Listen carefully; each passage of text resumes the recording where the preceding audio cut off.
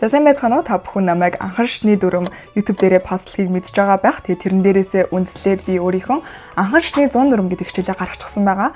Тэгээд 100 дүрм гэхээр айгүй их дүрм шиг сонсогдож байж магадгүй ч гэсэндээ англи хэл дээр хүмүүс хэрэглэдэг бүх дүрмийг ингэж жижигэн болгож хуваагаад нэг дүрмийг нь 5-аас 15 минут болгоод тайлбарлчихсан тийм хичээл байгаа шүү. Тэгэхээр хэцүү дүрмүүдийг сайхан суугаад тэмдэглэж аваад амархан дүрмүүдийг нь автобуснаад явж байхдаа ингэж үзээд явж болно гэсэн. Тэгээ бас ихэнх хүмүүсийн хэрэглэдэг дүрмүүдийг YouTube дээрээ сардааны гудаа ч юм уу постлчий гэж бодсон. Тэгээд энэ бол та бүхэнд хэрэгтэй байх болов уу гэж бодож постлсон нэг хичээл нь байгаа шүү. Хэрвээ та бүхэн энэ хичээл хангалттай би энэ дээр л хэрэглээд исэн гэх юм бол энэ хичээлээ дуустал үзээрэй. Харин анхан шний 100 дүрмийн бүх хичээлийг үзмээр байна гэх юм бол доотлын description-ийг шалгаарай. Нэг удаад анхан шний 100 дүрмийн хичээлдээ бүртгүүлж гисэн байх юм бол та бүхэн бүтэн жилийн турш нэвтрэх хэрэгтэйгээс гадна Монгол гарын авлагуудыг хавсрахчихсан бас бус материалуудыг ч гэсэндээ хавсрахчихсан байгаа шүү. Тийм учраас доотлын description-гээр орж танилцаарай. За тэгээ бүгдээрээ хичээл рүүгээ орцгоё. Мэсханаа 45 дахь хичээлд тавтай морил өнөөдөр бүгдээрээ she said that he told me that буюу хүний хэлсэн үгийг дамжуулсан. За тэгвэл бид нэр хүний хэлсэн үгийг дамжуулахдаа яадаг вэ гэхээр за юунд 50-аас эхэлж байна. Said told me гэдэг хоёр үгийг ашигладаг. Said болон told me хоёр маань ялгаа гэх юм бол said гэдэг маань тэр хэлсэн гэсэн утгыг илэрхийлдэг. Тэр хэлсэн. Харин told гэдгийг бид нэр хинт чиглэсэн юм бэ гэдгийг хэлхийг хүсэх үедээ told гэдгийг хэрэглэдэг. Тэгэхээр said гэдгийг араас бид нэр хинт гэдэг нь бол байхгүй байдаг бахнэ. Told me гэдгийн араас бол бид нэр хинт гэдгийг нь бичиж өгдөг бахнэ. Told me, told her, she told her, she told me, she told her father гэх мэтчлэнгээр хинт гэдгийг нь бид нэр бичиж өгдөг бахнэ. Өгүүлбэр рүү орох юм бол I'm enjoying my new job. Би шинэ ажлаа дуртай байна гэж Клара хэлсэн бахнэ. Тэгвэл хэдүүлээ хэлэх нэ тий. Clara said that.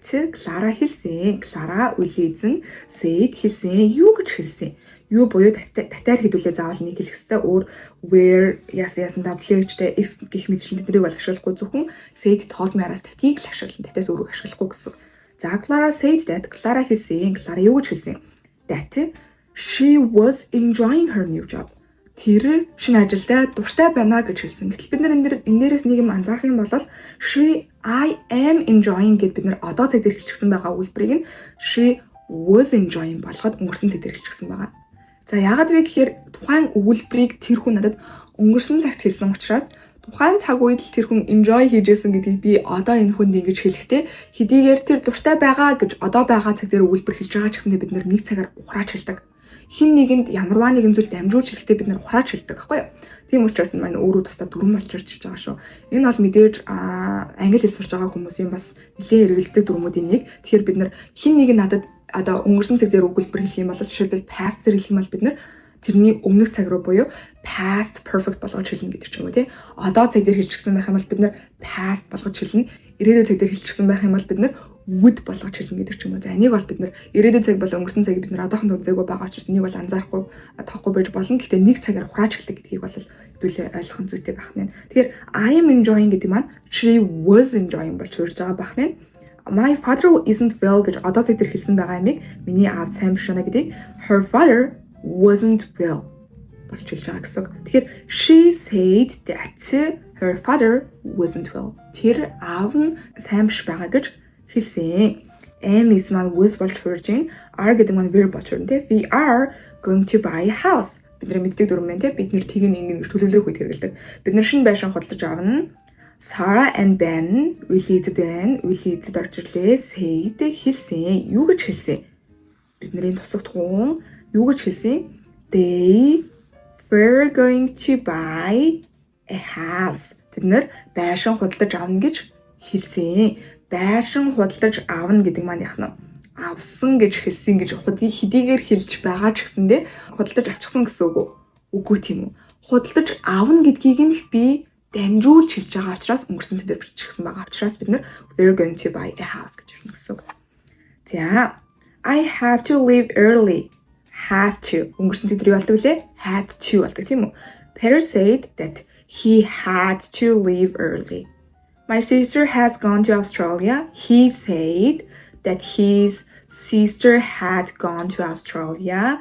I can't find a new job. Can гэдэг маань could болно. He said that he couldn't find a job. Steve хэлсэн маань I will phone you. Will гэдэг маань would болно. За та бидний нэг бүгднийг хэлээд яваарай. Are маань verb болно. Is am маань was болно. Have has маань had болно. Can маань could болно. Will маань would болно. За I don't like my job. My son doesn't like school. Do doesn't бүгдээрээ did болно. Richard said that she didn't like her job. She said that her son didn't like school. Mike хэлсэн байна. You look tired. I feel fine гэх мэдчлэн look буюу энгийн present цагийн үйл өгнүүд маань past-ийн цаг болж хүрнэ.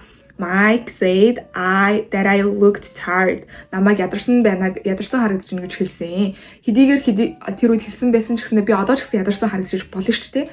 Яагаад би өнгөрсөн цаг дээр хэлж байгаа юм? Хүний хэлсэн үгийг дамжуулж байгаа учраас өнгөрсөн цаг дээр хэлж байгаа. Тэрнээс шууд би одоо ядарсан харагдаж болно.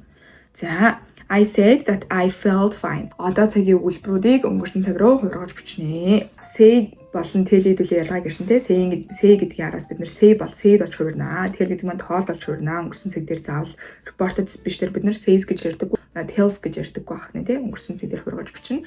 Тэгээд өнгөрсөн цаг дээр тэр хэлсэн үйл явдал нь өнгөрсөн цаг дээр болж байгаа. Тэр хэлсэн зүйл нь өнгөрсөн цаг дээр болсон учраас бас тэрийг нь өнгөрсөн цаг дээр ингэж чирж ярьж байгаа буюу хоёр өнгөрсөн цаг үйлбэр дотор маань байгаа гэдгийг анзаараарай.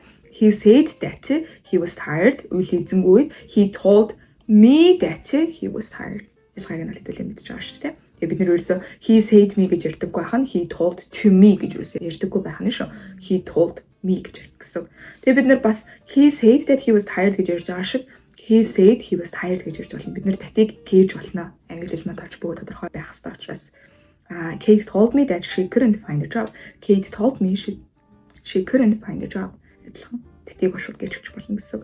За хэдүүлээ харъя тавиг. Read these people say and write sentences he, she, they said that. За эдгээр үгнүүдийг ашиглаад өгүүлбэр зохио. I've lost my watch. За би цагаа халууг болгочихсон. Бид нэр левэх хэвээр лээ. Өгүүлбэрийн өнгөрсөн цаг руу хуургана. I have гэдэг маань юу болох вэ? Had болно тийм үү? I had lost my watch. He said бичлээ. He had lost his watch. Lost his watch. Тэр цагаа халууг болгочихсон гэж хэллээ. Их мэдчихлээ ингээд нэг цаг ухраалаа. He said he told me аль нэг юм бичнэ гэсэн.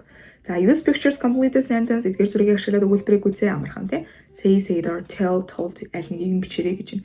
Хин хэлсэн гэдэг нь тодорхой байх юм бол бид нэр шууд told-тэй бичнэ. Надад гэдгийг бид тодтогох шаардлагагүй байх юм бол шууд said гэдгийг хэлнэ гэсэн. За тэгээд энэ хичээл маань өмнөх хичээлээ үзсэн байгаа суурин дээр илүү амархан байсан болов уу гэж найдаж байна. Тэгээд энэ хүртэл үзсэн та бүхэндээ баярлалаа. Дараагийн хичээлээрээ уулзцгаая.